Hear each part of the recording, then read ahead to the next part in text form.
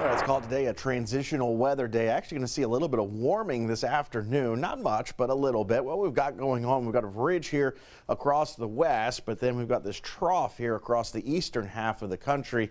And you see how this airflow is kind of diving towards the south. So that originates out of the Arctic, but it's not going to bring the big chill to our area. But we are going to see another cool down going into the first part of next week. So you see all the wintry precip staying up towards the north, but you got this line here of showers tied to a stalled front, but we've got what we call overrunning moisture. So moisture overrunning this front, keeping our environment pretty cloudy, keeping our environment pretty moist. And so because of that, as a cold front advances into our area later today, is actually going to trigger additional shower action for inland areas where we've got rain right now along our coastal parishes. So extreme southeast Louisiana dealing with this persistent light and at times moderate rainfall. So you take a look at Futurecast, lining up pretty well with that big cluster of showers to our southeast. But watch what happens through the rest of the day. We get these sort of spotty showers from late morning into the afternoon. So that's what we're going to see during daylight hours. Then once we go past sunset, here comes the additional rain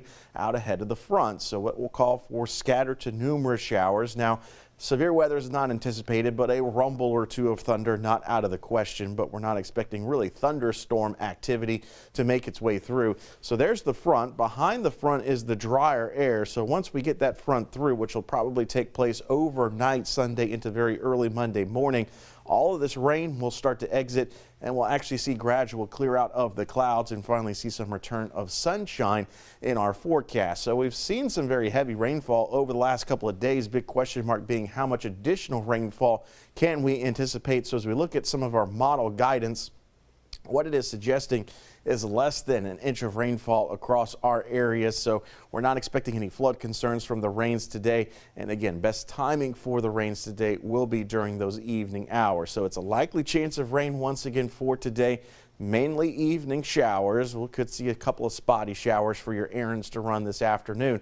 You'll notice that we've got dry weather for the start of the work and school week, but then by the time we get towards Thursday and Friday, another front tries to dive its way south, but limited moisture return will only allow for a few isolated showers, it looks like, in the forecast. So let's show you how that all plays out in our future temperature change. You can see that, again, that cold air stays bottled up towards the north. We kind of get a glancing blow with some of this cooler air for the early part of next week, and then we get another surge of cold air trying to work its way south. That's going to be that next front that moves in Thursday and Friday, but you can see how all of that cold polar air stays just towards our north. So again, only a glancing blow as we head towards the end of this week. So yeah, we may warm up into the 60s today, but we'll be in the 50s again for Monday and Tuesday morning could flirt with a brief light freeze for areas across the state line in southwestern Mississippi.